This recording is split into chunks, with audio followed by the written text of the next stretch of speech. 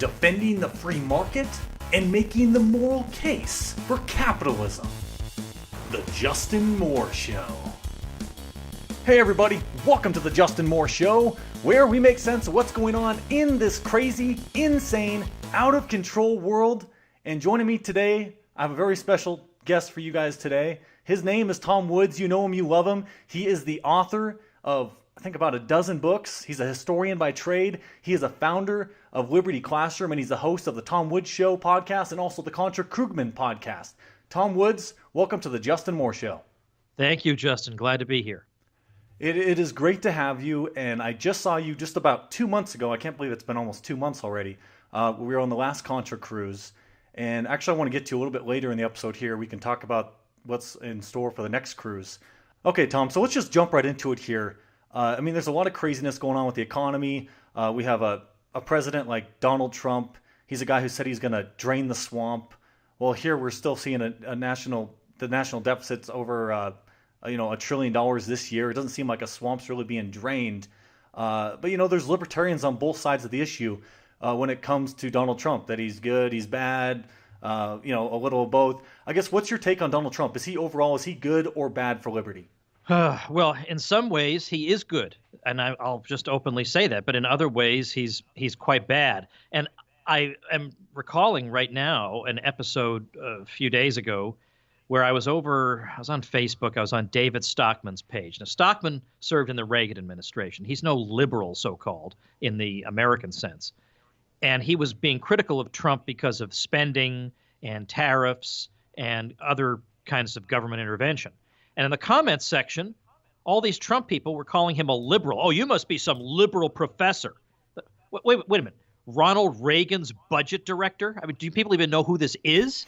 What is wrong with you? And I thought, I've spent so much time attacking the left, I've forgotten how hopeless these people can be half the time. So they couldn't even process that it's possible to be anti-Trump for non-leftist reasons. Because the leftist reasons for being anti-Trump generally are maddening and ridiculous. His bad temper, or his let's say bad manners on Twitter, or the Russia thing or whatever. I'm the kind of guy who, if there weren't any Russian collusion, I wish there had been, because frankly, I don't care. I have no particular superstition about elections and conferring legitimacy or any of that. I just want peace in the world. I don't care about any of that nonsense. So whatever it takes to get peace in the world, I'll take it. So of all possible things to criticize, that's what these idiots criticize. You can criticize him from the other side. And that's what Stockman was doing, and these people could not even compute that. I don't blame Trump for that. That phenomenon existed for a long time, that it's my tribe against your tribe, and if you're against me, then you must belong to the other one. There are only two groups, and we can't conceive of a third group. Very disturbing. But the ways in which he's good would be he has put some deregulatory pressure into the economy, which I think is good. He's help to eviscerate PC, which needs to be eviscerated, because the people you see at these universities who are talking about speech codes and safe spaces and microaggressions, these people are training people. They're training up-and-coming lawyers and politicians who someday will take those ideas and want to implement them countrywide. So libertarians who say, oh, political correctness, that's just a myth invented by the right wing. These people are out to lunch. Political correctness is very real, and the point is, it's not going to be confined to the universities. Is that you watch the way these people run universities, and you get a glimpse into how they'd like to run how they'd like to run America. So anything that can be done to ridicule those people is a net plus. But of course, obviously, there are minuses. Number one is he's very unreliable. Like, even things you think you know where he stands, well, maybe you didn't know where he stood. So on the military, okay, he said he was going to increase funding to the military. He said he was going to do that. But he also said the Iraq War was a mistake, which took courage, because nobody else really wanted to say that. But then, on the other hand, he says he's for America first, but he wants to be involved in all these different – which wars is he winding down? He keeps on bombing. And I know I'm giving a much too long answer, but you gave me a huge question in fairness. But Please take your time. The Iran deal, for instance, I did an episode of my show on this. The Iran deal is not a bad deal.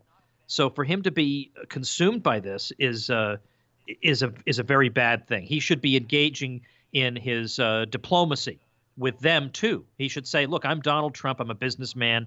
I make deals." All right. Politicians make wars and they dicker around, and even their stupid wars don't accomplish anything. I'm a businessman and I make deals. He can get away with that, and he should be. On the Federal Reserve, he can go around saying correctly that, man, this economy is like a whole bunch of bubbles together. But then he'll say, oh, my goodness, the Fed wants to raise interest rates. That's terrible. I want low interest rates. But that's what fuels the bubbles. So it's maddening that you have a guy with an immense opportunity who's got the entire establishment. I mean, the entire establishment against him. You've never seen anything like this. And he does have courage in some situations, like when John McCain died. He's sitting there in the Oval Office, and he just finished some press conference with some Mexican official. And the press all wants to get his comments on John McCain. Now, the White House had issued an official statement about the passing of John McCain. But there was this one reporter, I don't know if it was CNN or who it was, who kept saying, Mr. President, any comment on John McCain? Mr. President? Mr. President? Knowing full well that the whole left liberal world is cheering him as he's badgering the president. And Trump just sits there stone-faced, staring off into the distance, stone-faced, refusing to say, oh, what a wonderful champion of human rights around the world and selfless public servant and maverick he was, because every bit of that is a load of BS. He just refused to say anything. I've never seen anybody stand up to that group of hyenas quite like that. So there is a part of me that cheers that. But when you have that kind of opportunity, you have so much of the country behind you. Yeah, a lot of your country hates you, but a lot of people really love what you're doing. You manage to get in power without owing anything to the establishment. Yet he surrounds himself with establishment people who want to derail everything he wants to do, good and bad. You just make sure to throw your hands up in the air. You know, Donald Trump, he's just such an interesting, unique politician. Like, you've never seen anything like this guy before. And you recently had Scott Adams on your show. And Scott Adams, he's a fascinating guy to listen to. He's the Dilbert cartoon guy. And I remember when he was talking to you, how he's describing how Trump likes to, create images. And that's what he did with the wall. And it's kind of funny because that's the same thing. And that's an example I used during the campaign. It's like, this is really kind of genius what he's doing. Because there's a lot of conservatives that it's like a way of showing that you're for national defense and all this. This wall, it's like having like a blank canvas, kind of like what Obama had, and people just kind of put anything they wanted on that blank canvas.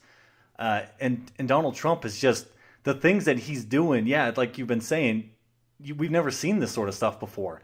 I guess with Trump, and I guess I should say one other thing. I've gone to a few Trump rallies because I'm here in Billings, Montana, and he was here trying to get rid of Tester, but that didn't work.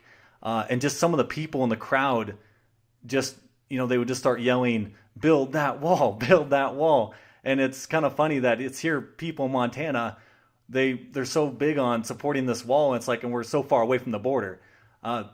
Yeah, that's right. So the wall just means something to them. It beyond the physical the physical manifestation of it. It symbolizes something. It means something to them. Yeah. And plus, I think for some people, they feel like, I trust this guy, and if he says this is a problem, then I agree with him. It must be a problem. And you described and you mentioned the word bubbles earlier on. I guess so you're the guy, you've written a book called Meltdown where you described what happened in the economy. I guess for listeners out there who are maybe new to Austrian economics, just very briefly, what is the Austrian business cycle?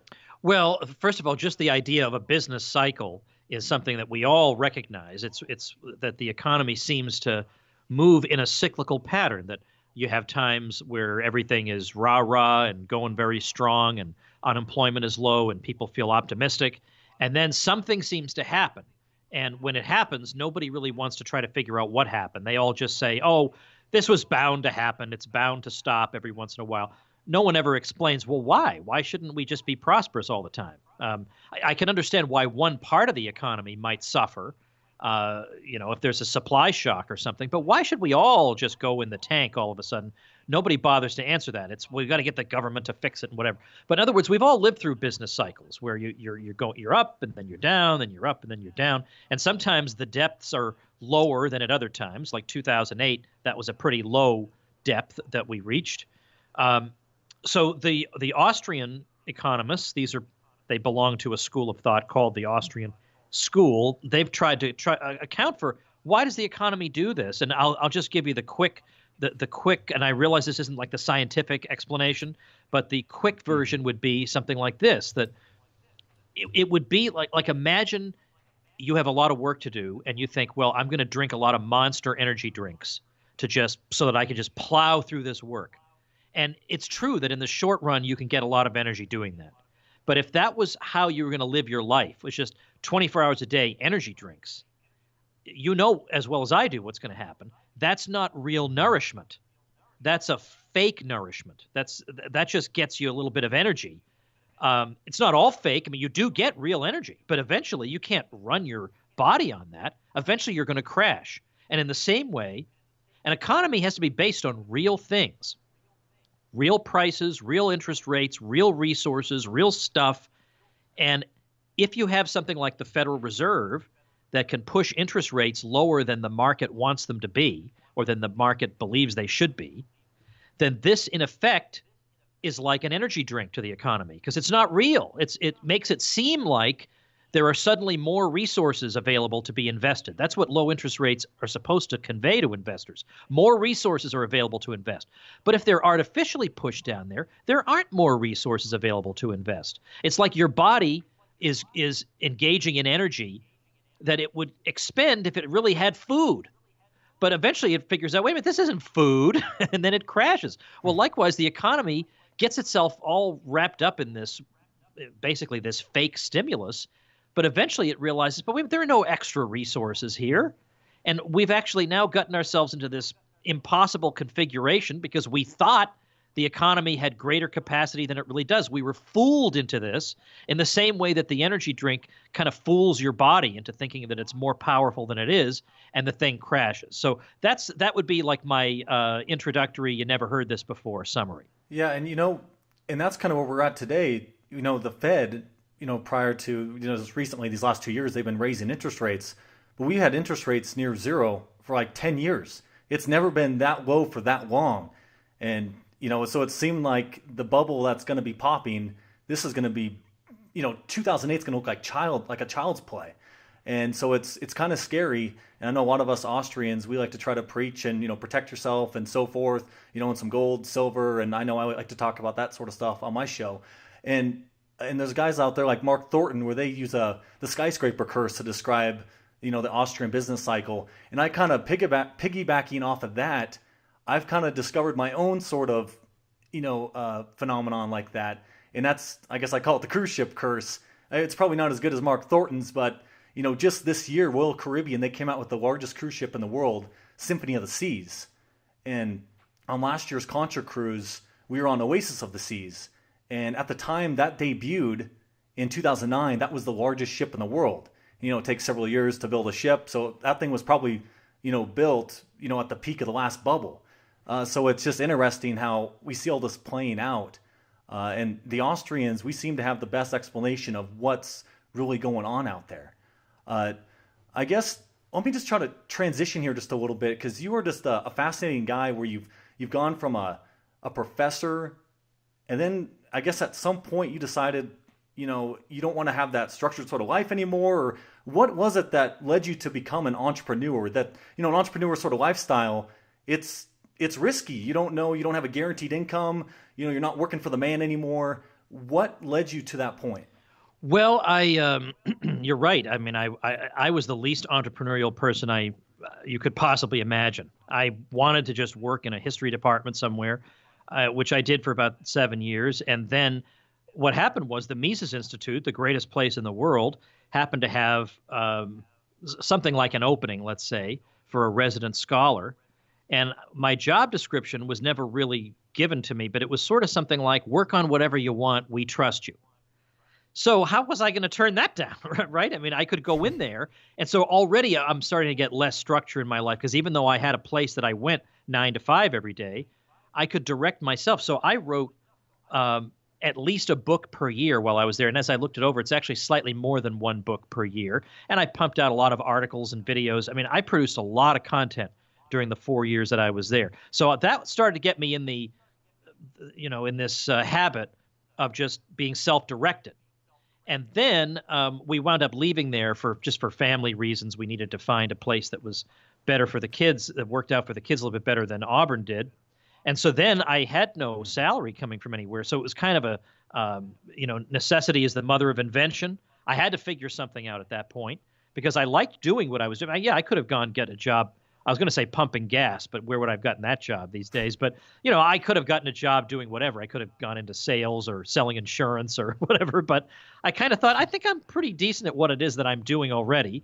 And so I just kind of tried to freelance for a while, which I did.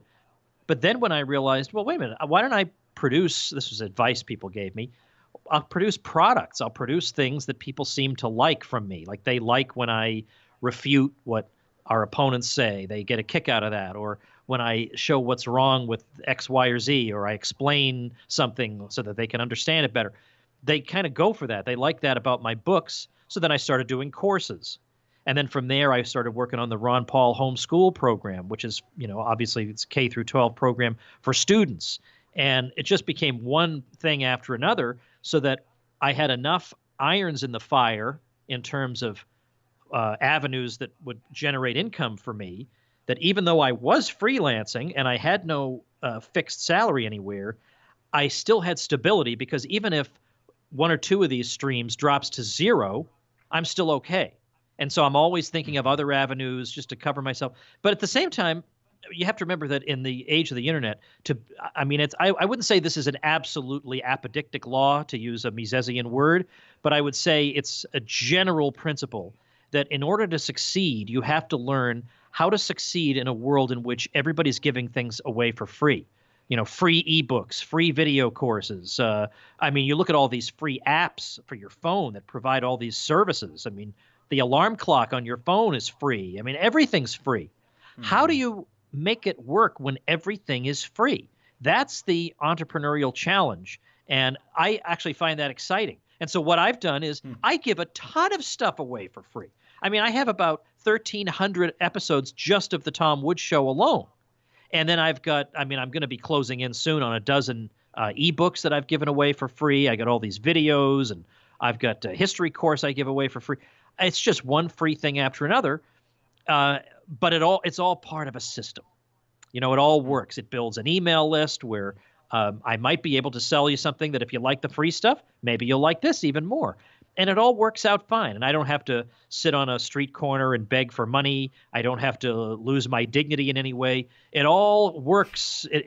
And I'm really, really grateful that it works. And it couldn't work without a lot of people out there really, really feeling like that what I'm doing is valuable. And that's satisfying. I don't feel like I'm just a cog in a machine. I feel like I'm a one-man show who's performing a service that is valued by a lot of people. And, that helps you get out of bed in the morning sometimes. Well, what I'm about to go do, a lot of people really enjoy, and they're sitting in their cars saying, hey, where's my episode? I better go give it to them. Well, all the stuff that you do crank out, all of this content, do you have some tips out there for some entrepreneurs? Like, how have you become so productive? Is there some sort of system? Is there something that you do? You have some sort of way of doing it or maybe you found a new way that's improved the way you're doing things. That's like, I wish I would have known this when I started. Is there something like that you could offer for a tip? Yeah. The tip is screw social media. First of all, that is the tip. and I like social media. I actually do like it. I've been able to keep in touch with really, really great people and meet some great people. And I love, love, love my private Facebook group, and I wouldn't give any of that up. But if you want to build something that will help you spread the word about what you're doing, email is 1,000,000 times more effective than social media. Just the other day, I was trying to build my list by giving away an ebook, and it's a darn good one. This particular one is called Think for Yourself, and the subtitle is Professors Who Resisted the Mob, the PC Mob, Tell Their Stories. And it's a great collection of professors who, instead of folding and saying, I was so deeply insensitive and now I will go and be re-educated, They just said, no way, no way. I am not backing down. I've collected a lot of their stories, and I've had thousands of people download that free ebook. So I posted that on Facebook, and I boosted it. I used Ads Manager, and I paid, and I looked, and I think I had gotten 25 people to click on it. 25. I don't know how, and then how many of those actually went and subscribed, I don't know. But that's just not a good use. That's a total waste of my time. And I was thinking to myself, but I have a huge Facebook audience. Yeah, but the thing is, when people are on Facebook, are they in the I'd like to get a free ebook mode? Are they in the I'd like to listen to your podcast mode? No, they just want to get some summaries of what's going on in their lives. It's a mismatch. That's the thing. Now, I'm not saying Facebook ads never work. They do work, but but compared to email, the difference is dramatic. I mean, I can't emphasize this enough. This past Black Friday weekend, every Black Friday weekend, I promote, as you know, my libertyclassroom.com website. And I just was curious because in April of 2017, I celebrated the 5-year anniversary of that site. And we were going strong, and I had a big sale on it on that one day. And on that one day, Facebook said, oh, by the way, there's some problem with your ad account, so we're suspending it for the time being. It was that one day. And then they got to the bottom of it. They said, sorry, it was an error on our end. You're restored. Well, okay, but I've only been building anticipation for this day for months, so I couldn't do Facebook ads that day. All I had was my email list. And so I thought, well, we're going to see. Because up to that point, I hadn't really known how to use my email list that effectively. So I thought, without Facebook ads, I'm doomed. Okay, I'm not going to give dollar amounts because I think that's creepy and weird and braggart-y. But let's just say I had by far, well, let's say I had probably one of the 2 best days I have ever had in my life in terms of sales results. And it had nothing to do with social media whatsoever. It was all email. Email, when people open an email, okay, well, maybe they'll click a link in an email. It's just a different, and plus it's a one-to-one thing. I mean, even though everybody knows I'm using an email autoresponder service and I'm not actually typing their individual address in each time, still there is a kind of personal touch to it. It's in your specific email inbox. And it's got that kind of, and I build a connection. I write to people very frequently. And sometimes there are some personal details in there about my kids or whatever, but I'm always delivering some good content in there. And that so anyway, so this year I tried both. I'm going to do Facebook ads and I'm going to do the email and I'm going to see what happens. And I think I threw in, I think I must have spent about $1,300 on Facebook ads. I mean, not like the world's biggest budget or anything, but just to test it. And I still got, I earned more than I put in, so I didn't lose any money on the Facebook ads. But it was a trickle. It was like nothing. And then email, which, okay, I have to pay MailChimp every month a little bit, but it's trivial. It's not even. It's about 20% of what I just spent on the Facebook ads campaign. I pay that every month for my list size at MailChimp. And the MailChimp sales, I mean, I think it was like, I don't know, maybe 30 times greater, something like that. I don't know, 40 times greater. So I mean, that's a much longer answer than you want. And by the way, you know what, Justin? It's so funny. I'm on so few podcasts these days, other than my own, that I'm giving answers the likes of which that really make me crazy when I'm the host. Like, will you give me a chance to get a word in edgewise? And now I understand. I understand why the guests want to do this. They really genuinely have a lot to share. No, and this is exactly what I like, because you're the guy with all the answers, and I'm trying to get it all out of you, and you're just volunteering it. So this is perfect. So, yeah, and actually, I'm glad to talk about any of these things. Yeah, no, this stuff all fascinates me, and I certainly definitely don't use email like I should. So I'm picking up and taking some notes here. And yeah, last year during your Black Friday special, I became a lifetime member of Liberty Classroom. Good. It's fantastic what you're doing over there, and it's just a great way just to learn on the go. And it's awesome. I guess kind of, you're a guy, you give a lot of speeches, or you used to do more, and you've built up this brand, the Tom Woods brand. And when you go to give a speech, everybody has, okay, this is Tom Woods. Oh man, he's going to kill it.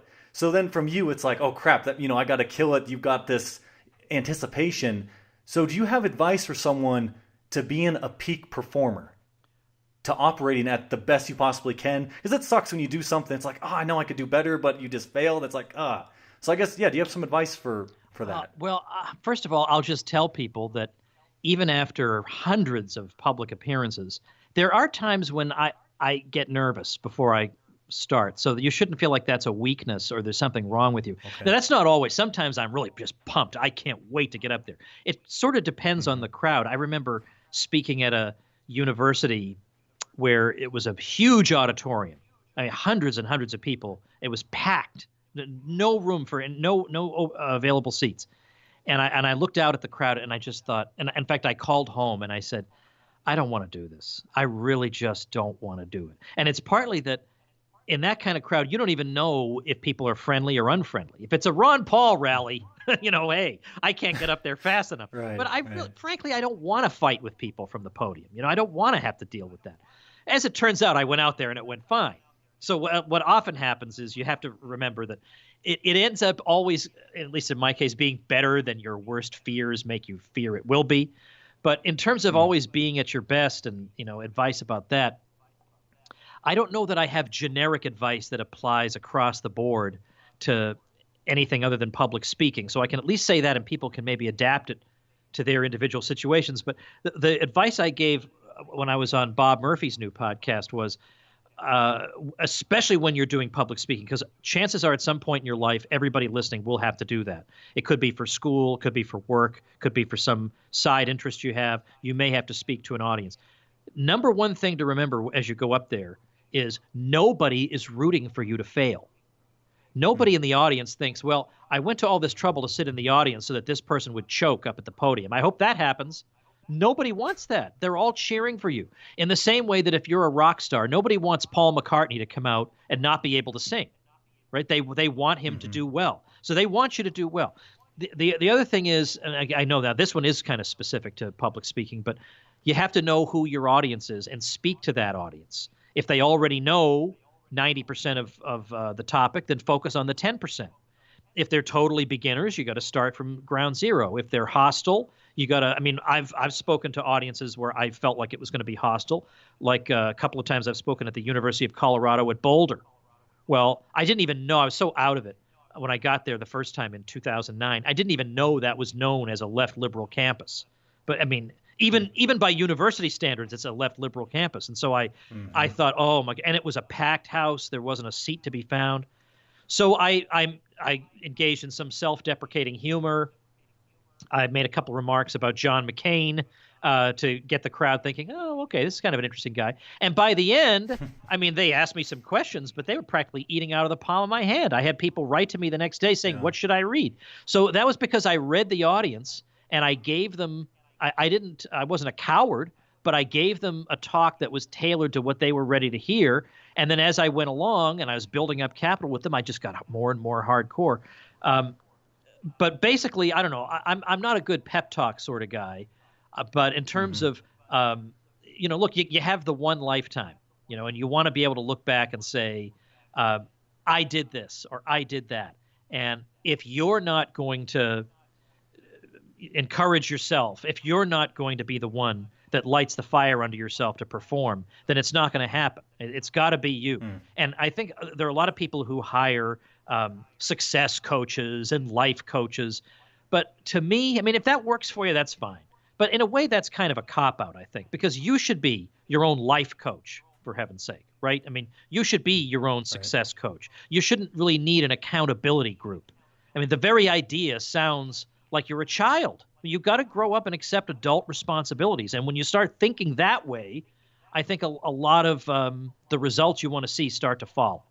Yeah, it's kind of interesting. Like I'll go out and sing karaoke sometimes, and it's amazing kind of how a crowd, or I guess maybe I kind of let it affect me, where if it seems like it's harder to sing if there's just like a few people around, but if it's just a packed house, it seems like there's a lot more energy in the room. And it's just, then you feel like you're doing better. I don't know. It's kind of weird. Oh, I agree. And maybe with public speaking, it's kind of the same thing. Totally. But if it's just a few people, you're just like, I feel like such an idiot. Why am I doing this? It's like eating. I remember the one time I was ever in Vermont, I stopped with a friend at a Chinese restaurant, and they had no music playing. Now, most restaurants, there's at least quiet music in the background. And you may wonder why that is, like at Walmart, even at a department store. And the reason is, try to experience it without the music, and then you suddenly get it. You feel like, oh, I better be quiet. And so there were a few parties in the room. I was just with one other person, but we were all whispering like this. We all had to talk like this because it seemed like because you could hear a pin drop in the place, whereas the music kind of gives you permission to talk. It's weird. But without it, it doesn't work. Mm-hmm. And so likewise, speaking to a small room of people, you can also hear that pin drop proverbially, and you start to lose your self-confidence. You're right. This would be other advice I'd give. Yeah. For singers and for public speakers. And again, I also told this to Bob, the bigger the crowd, the easier it is to do it. I mean, I know that seems weird, but when you get up in front of 10 people, they're going to be sitting there with their arms folded.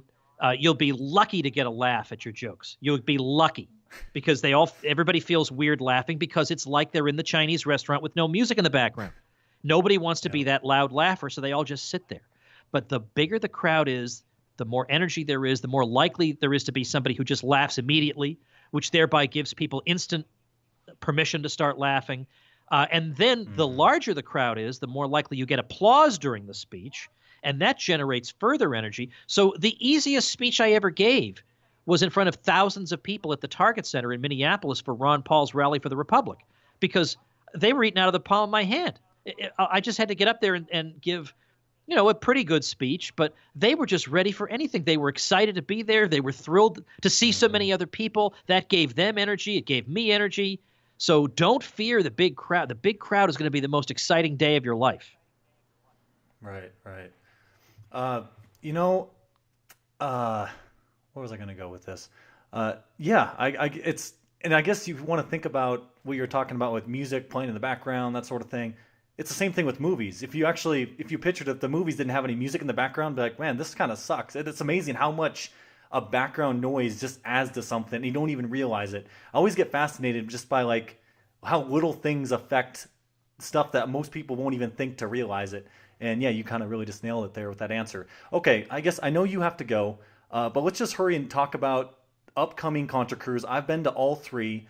You're going to Alaska this year. Tell the people about it, and why should they go on the Contra Cruise? Well, as Justin said, he's been on all three. Bob Murphy and I co-host a podcast called Contra Krugman, where we refute Paul Krugman's New York Times column every week, which reminds me we have to set up our recording for this week. I don't even know what we're talking about this week, but we decided to put on a cruise for listeners of that show and of the Tom Woods Show, and the result has been absolutely spectacular. People love this thing. It is so much fun.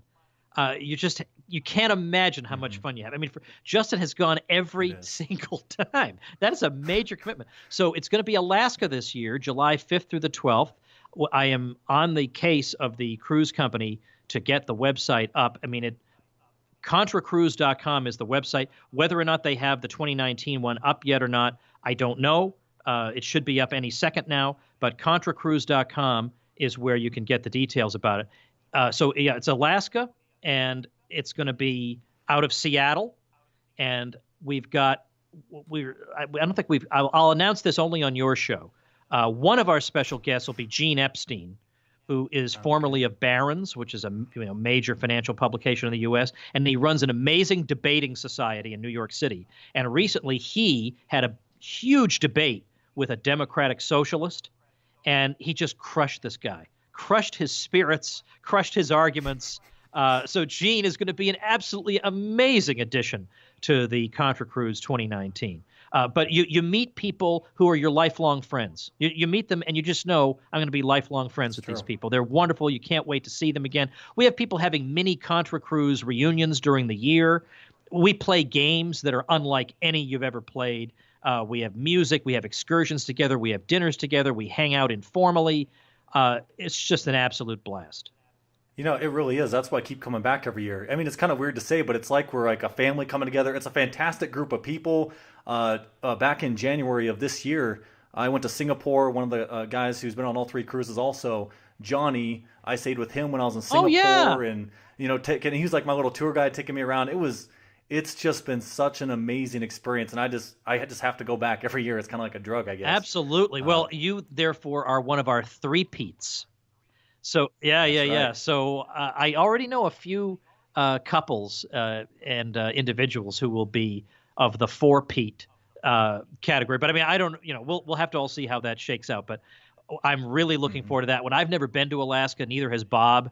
And we felt like this is a situation where, yeah, people enjoy coming on the Contra Cruise, but they can also, at the same time, cross something off their bucket list, because a lot of people have going to Alaska on their bucket list. And a cruise is a wonderful way to see it.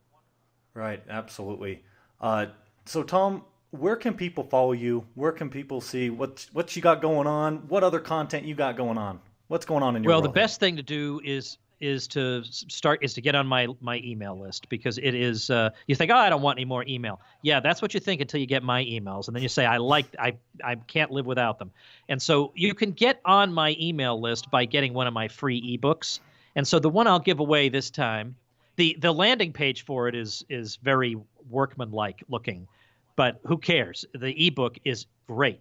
It's called Bernie Sanders is Wrong.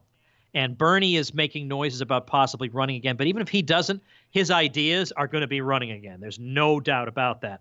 And this book just smashes them. So you can just go over to, if you can believe it, bernieiswrong.com.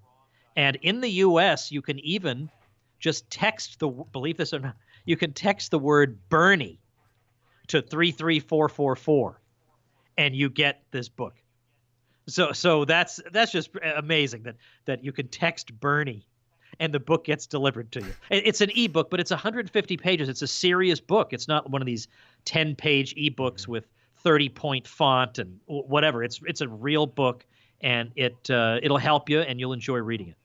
Okay, ladies and gentlemen, you heard it. And actually, let me just say, by the way, you read Bob Murphy's latest book, Contra Cruise, and let me just tell you, you did a fantastic job reading that thing.